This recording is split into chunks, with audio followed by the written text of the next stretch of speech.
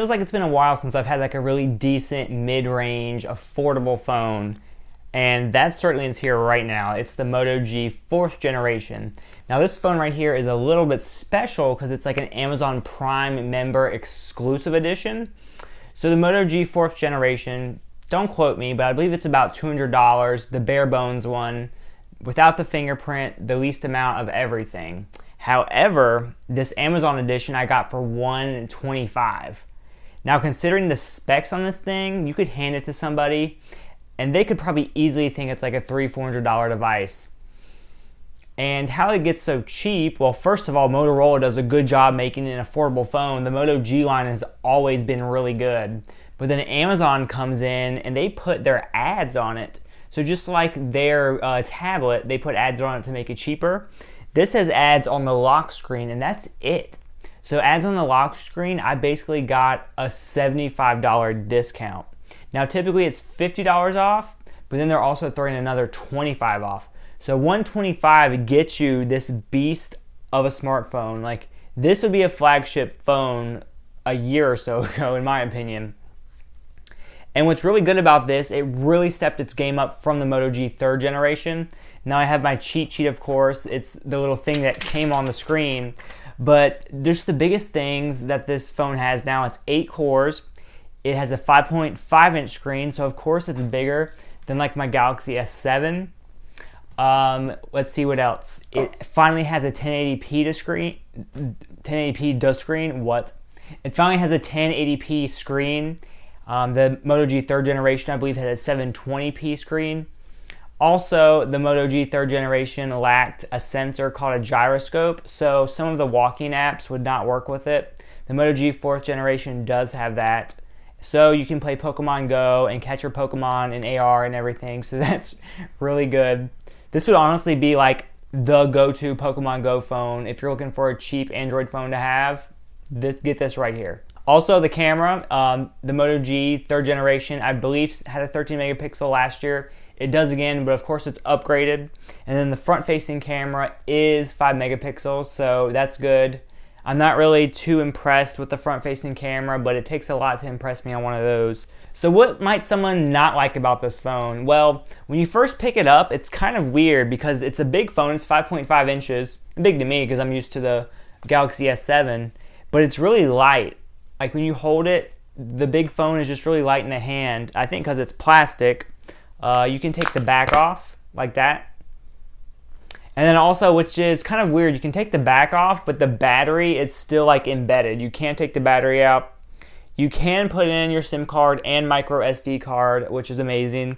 And then this year, another big plus, it actually comes with an adapter. So if you have a nano SIM, which is like the SIM card that's in basically all the new smartphones these days, like all the flagships, you can now put your nano SIM in here. And then this is the micro SIM adapter that allows you to put it in. Previous models, like the Moto G 3rd generation, even in the manual, it said don't use adapters. I don't know why, because I used one myself, but whatever. So that's really good. Also, it's not water resistant anymore, so don't try to put this in water. There's no gaskets or seals or anything like that to make it water resistant. Heck, you could probably dump it in water and it may survive. A lot of technology these days seems to be semi-water phobic, but I'm not going to test it out. So, is this phone worth it? If someone asked me that question, I would probably give them a strange look if they already held the device. $125. What can you buy for $125 in the smartphone world? These days, you can get a pretty decent phone, but this thing is beyond decent. This is the flagship affordable smartphone. Like, it's that good. I've only had it since yesterday, I'll be honest about that, but I mean, it just screams really good quality. The screen is good, it's 1080p, it looks good. There's not much wrong with it. And let me show you the ads. The ads aren't bad at all. Like, the reason that saved me money, there's the lock screen ad right there. And if you turn it off and turn it back on, you may get a new one, you may not. Sometimes they refresh. See, there you go, it's another ad. But that's it. That is it. One more thing to point out about this device that could potentially be a con, we don't know.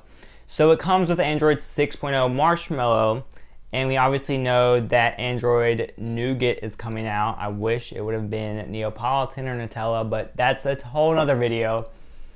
Anyway, when you go to when you go on your phone and you go to your settings, on the software variant and software channel, it says AMZ, which is Amazon. So that's telling me, you know, it's more than just like a skin thrown on this device. There's all kinds of stuff like baked in. Even though it looks like stock Android, we don't really know exactly what changes they did, or at least I don't know. So what does that mean? So if a new update comes out for this device and Motorola releases it, potentially we're not going to get that update until Amazon gets the update, does their thing to it, like the ads and stuff, and then rolls it out. So does that take a day? Does that take a week? Does that take a month? Do we even get it? We don't know. But you know what? For 125 bucks, I would be willing to toss this device and get a new one next year if it means upgrading and then saving the money, because you can't beat the price.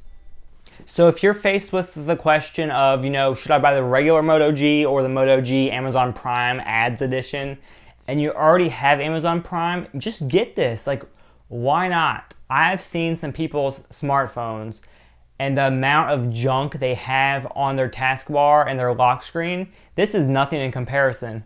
So it shouldn't bother you at all.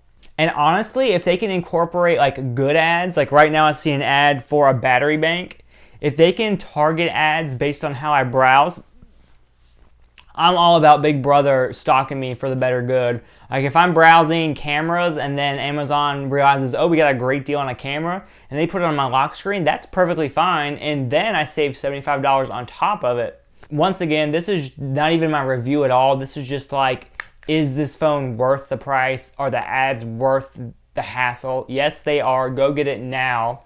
Link in the description for this phone. Pick it up. And I'll see you guys later. I got a Galaxy S7 case video montage. And I also have another unique video coming out this weekend too. And more Pokemon Go vlogs, because I know you guys love them. If you don't, oh well. Deal with it. Have a great day, guys. Bye.